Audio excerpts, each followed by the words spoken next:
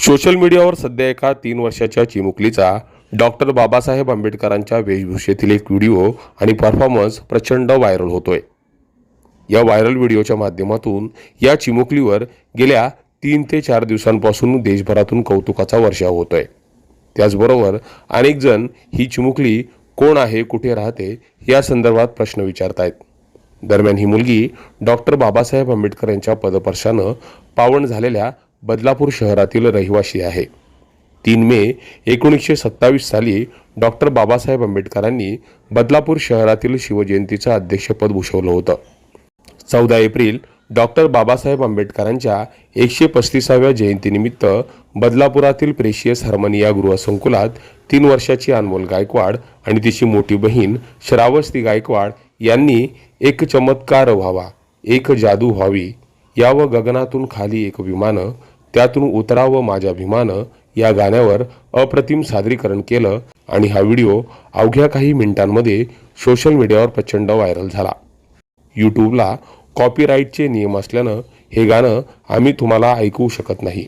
मात्र विविध नॅशनल मीडियानं, ज्यात उडारी न्यूज चॅनल, लोकशाही Marathi news channel, news 18 Marathi, त्याचबरोबर सकाळ वृत्तपत्र आणि बदलापूर शहरातील आदर्श बदलापूर या साप्ताहिक वर्तमानपत्रांनी या चिमुकलीच्या कार्याची दखल घेतली।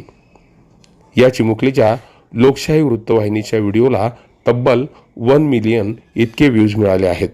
तर ही चिमुकली आणि तिच्या मोठ्या बहिणीच्या इंस्टाग्राम अकाउंटवर तब्बल 6 लाखांपेक्षा जास्त व्ह्यूज मिळाले आहेत। कौतुकाची गोष्ट म्हणजे हे गाणं लिहिणारे लेखक वैभव हळदीकर आणि हे गाणं गाणारे गायक उत्कर्ष शिंदे यांनी देखील या चिमुकलीचं कौतुक केलंय। हळदीकर यांनी इंस्टाग्रामला तुमच्या या नृत्यानं माझ्या गीताला आणखीन शोभा आणली अशा प्रकारची कमेंट्स करून ती स्टोरी ठेवली आहे।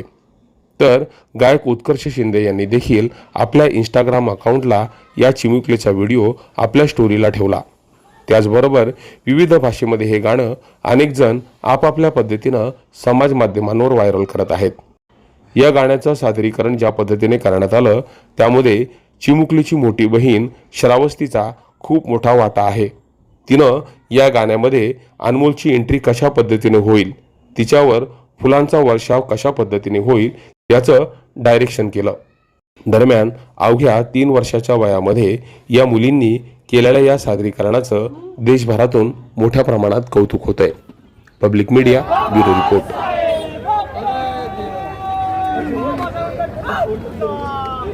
चला चला